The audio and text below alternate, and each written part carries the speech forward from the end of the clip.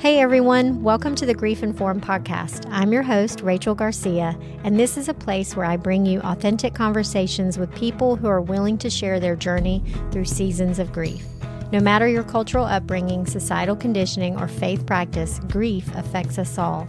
Whether you're dealing with a loss, a diagnosis, a broken heart, or the everyday stressors of life, or love someone who is, these conversations are here to support you in that process. So be sure to check out the show notes for potential trigger warnings. And whether you're very comfortable with or deeply avoidant of grief and its many responses, you are welcome here. Thank you for being here, and now on to the episode.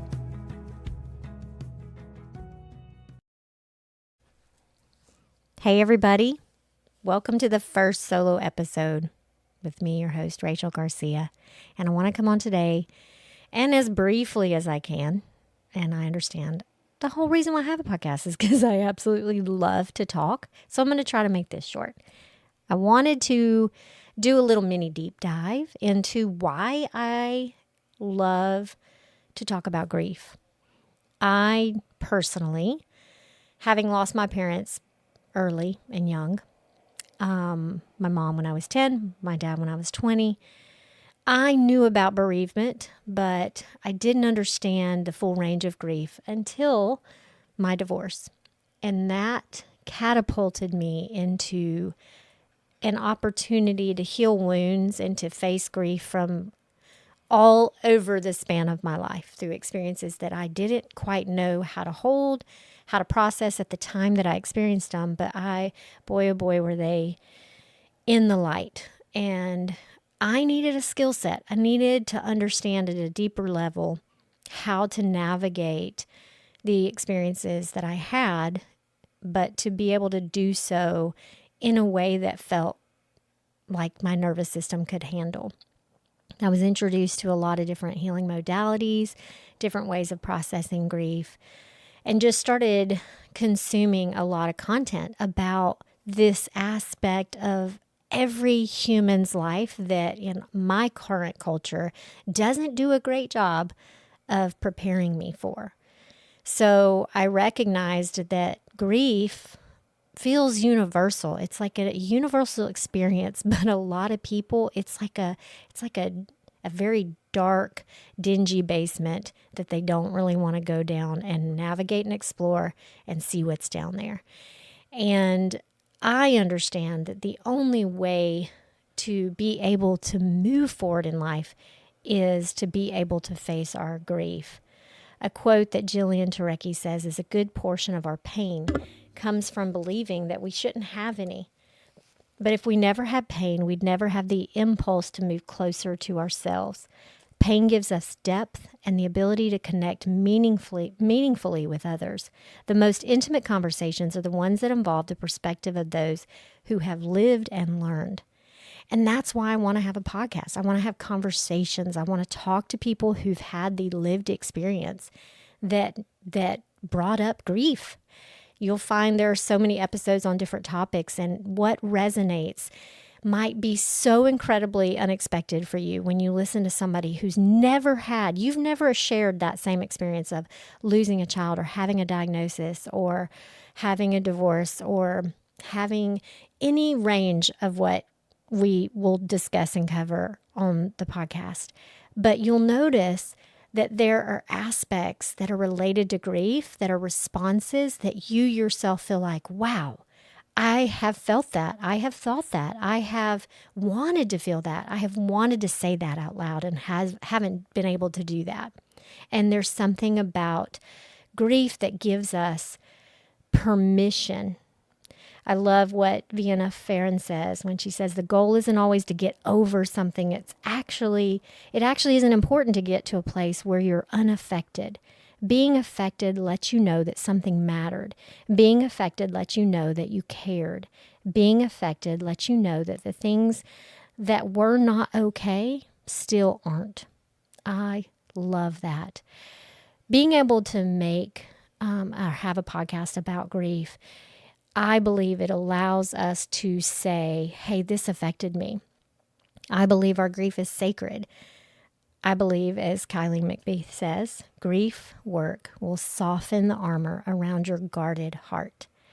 We talk about these things because they matter. We talk about these experiences because they are bringing us to a version of ourselves that is beautiful and whole and worthy.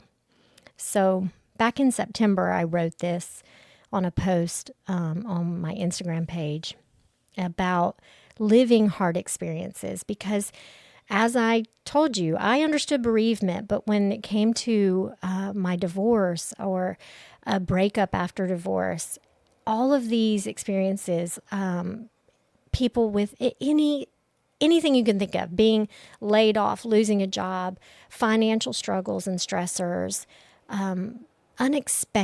anything unexpected is what helps us and brings us to the beautiful invitation of exploring our grief.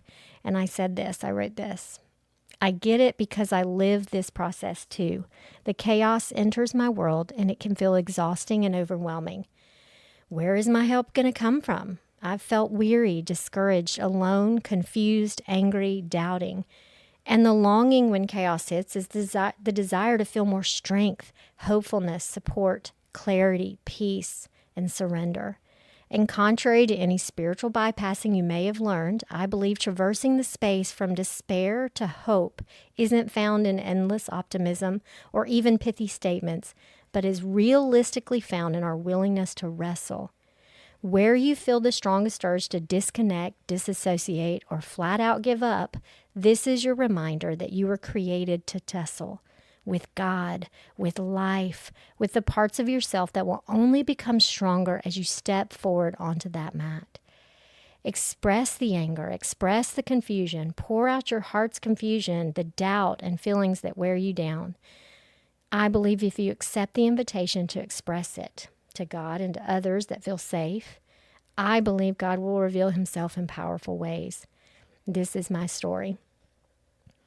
This is why I want to bring a podcast, not just to be able to express where we felt weary and discouraged, alone, confused, angry, and doubting, but to be able to receive through the stories of others and through the truth of what is expressed about this human experience, that there is strength available, there is hopefulness, there is support, clarity, peace, as we are able to walk through and make sacred our grief.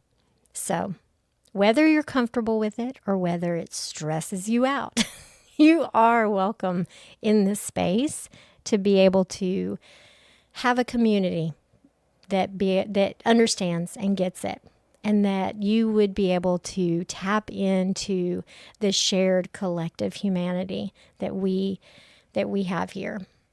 I'm grateful that you're here, and I am excited about the guests that I have coming on that are going to be able to share their stories. They're going to be able to be vulnerable and to be transparent and authentic. It's messy. Grief can be messy, but it can also be healing and transformative and restorative. And that's what I hope that you'll find as you listen here. And I would love to be able to hear your feedback and the ways that you're growing or things that you're learning, or if something a guest said or something that was said on the podcast just got you thinking and got you willing to face that grief a little bit more.